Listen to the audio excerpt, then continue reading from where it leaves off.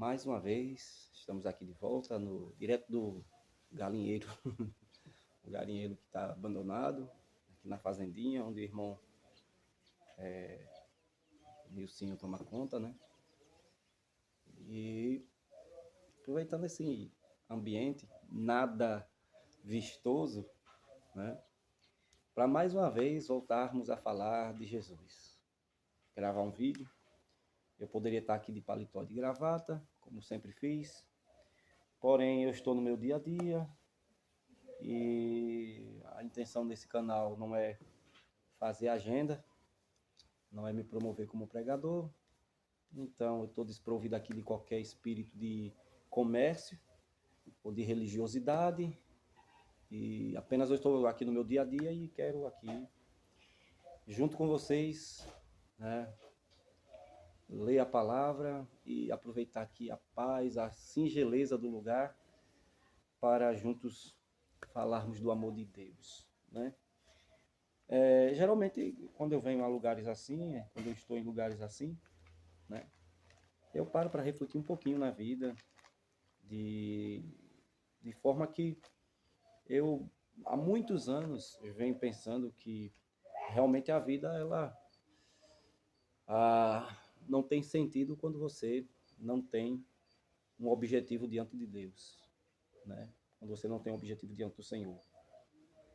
E o nosso objetivo diante do Senhor é viver para agradá-lo, né? Viver para agradá-lo, viver para servi-lo. E eu poderia resumir isso da seguinte maneira: amarás a Deus sobre todas as coisas e ao teu próximo como a ti mesmo. Então, nisso consiste os mandamentos de Deus, né? Consiste os princípios do reino. E eu gostaria de ler mais uma vez Mateus capítulo 6. Dessa feita, eu gostaria de ler com vocês, né? Mateus 6, quero estar lendo aqui o versículo 24. Deixa eu ver o versículo de número 25.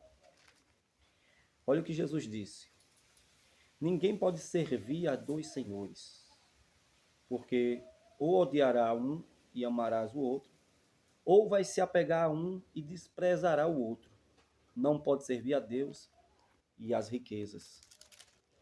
O versículo 25 diz assim: por isso vos digo, não andeis ansiosos pela vossa vida, quanto ao que há vez de comer ou beber, nem pelo vosso corpo, quanto ao que há vez de vestir.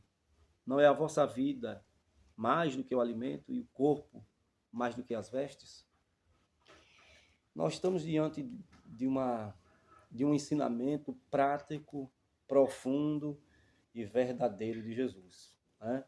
Para aqueles que desejam participar do seu reino. E aqui nós temos uma lição, mais uma vez prática, né? Uma lição coerente com os pensamentos de Deus e com aquilo que a vida de fato é. Então nós entendemos o seguinte: na vida nós vamos estar sempre subalternos a alguma coisa ou a alguém. Eu estava lendo Chesterton e ele falando no livro Ortodoxia sobre a questão da vontade, né? A vontade. Que muitos, na sua época, na época de Chesterton, se eu estiver falando o nome dele errado, me perdoe, né? Eu chamo de Chesterton, outros chamam de Chesterton, enfim. No livro Ortodoxia. Na época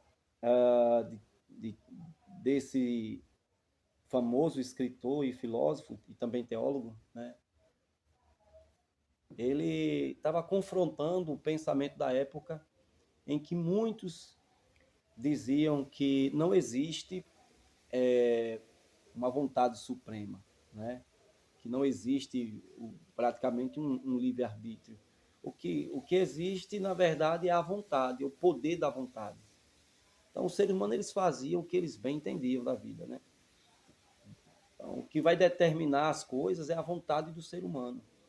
E por ele ter vontade, isso traz uma conotação de que ele é livre e que a natureza em si não determina nada. Quem determina é o poder da vontade. Mais ou menos isso aí.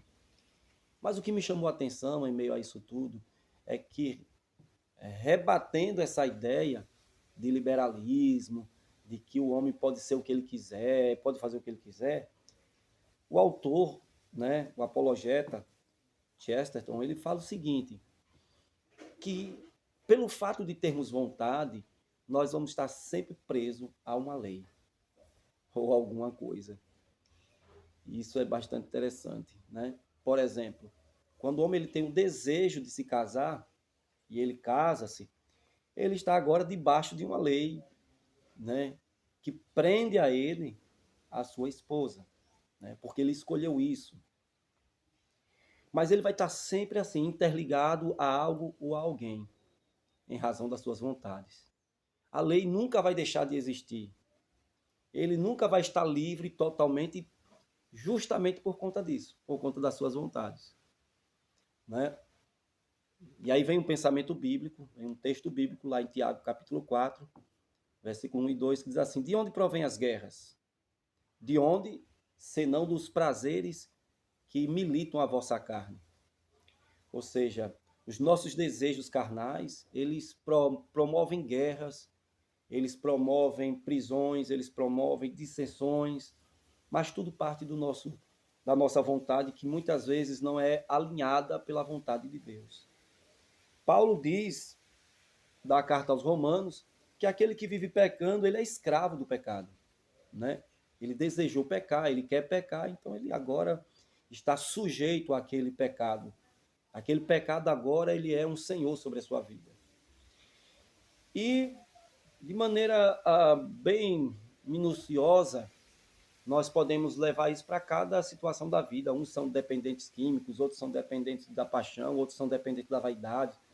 Mas tudo aquilo que prende as pessoas em razão das suas vontades, do seu querer, das suas paixões, acaba se tornando um senhor sobre a vida deles. Entendeu? Então, o homem está sempre ligado, sempre preso a alguém ou alguma coisa, servindo aquilo, sendo subalterno àquilo, querendo ele, de maneira direta ou indiretamente, né, digamos assim, ele está submisso. E aí Jesus vem e diz que ninguém pode servir a Deus e as riquezas. Em outras traduções, a Deus, na verdade no livro de Lucas, a Deus e a Mamon, senhor da riqueza. Porque o contexto é que as pessoas andam ansiosas e, em razão da ansiedade de querer ter, de querer salvar suas vidas, de querer suprir as suas próprias necessidades, eles acabam se submetendo a, a as questões relacionadas àquilo que pode, para eles, né, providenciar na vida deles todas essas coisas. E dentre essas questões providenciais estão aí, ou está aí o dinheiro, né? E, a, de alguma forma as pessoas estão ali sendo sempre subalternas, submissas, estão sendo ali subservientes a essas questões das solicitudes da vida, né? E aí Jesus vem e aconselha que não andemos ansiosos por essas coisas, mas que as nossas necessidades estejam conhecidas diante de Deus e que nós mantenhamos a fé de servir e obedecer e viver somente para Deus. Porque a vontade dele, que é completamente diferente da nossa vontade, a vontade dele é melhor para nós. Quando eu era novo na fé, que eu ouvia isso, eu imaginava Deus é soberano, sublime, transcendental, e eu sou um ser humano que tem meus desejos carnais, né? Como é que a vontade dele vai ser melhor do que a minha, sendo que eu não gosto daquilo, né? Só que com o passar do tempo você vai vendo que Deus ele providenciou e ele deseja para nós, né, tudo aquilo que realmente é bom, é agradável a nós. É agradável. Uma vida santa, por exemplo, uma vida distante do pecado. Você já imaginou que negócio gostoso? você não ter que trair, mentir, roubar, se prostituir, enganar, tretar com os outros, perder sua paz. Ô, rapaz, isso é maravilhoso demais. Você já imaginou uma vida que você pode confiar em alguém? Porque hoje nós vemos no mundo que não dá para confiar em quase em ninguém.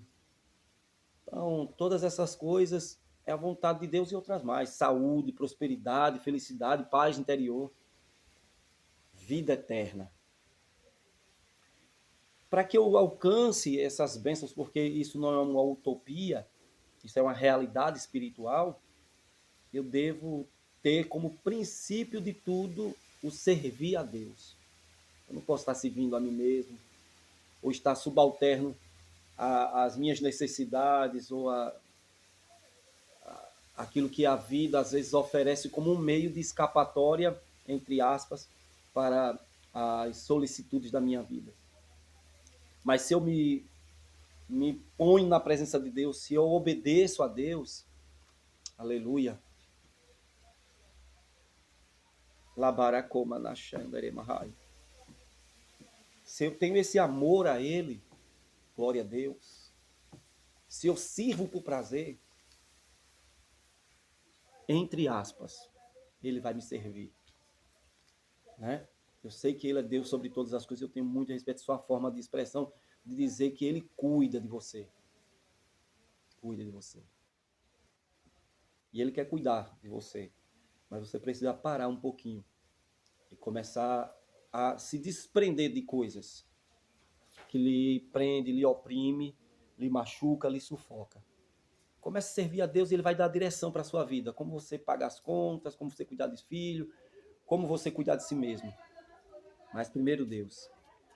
Primeiro Deus. Às vezes Deus nos leva a alguns desertos da vida, lugares ermos, para que, assim como o povo de Israel foi levado, para entender a importância de depender somente dele, nós muitas vezes somos levados a enfrentar problemas, até que nós entendamos que a nossa suficiência, a nossa providência vem dele. Que Deus em Cristo te abençoe. Se você gostou, ajude alguém compartilhando. E o cenário, para mim, tá bom demais, é maravilhoso. Como já disse, a intenção do canal não é vender nada, promover alguém, a não ser a palavra de Cristo. Deus te abençoe.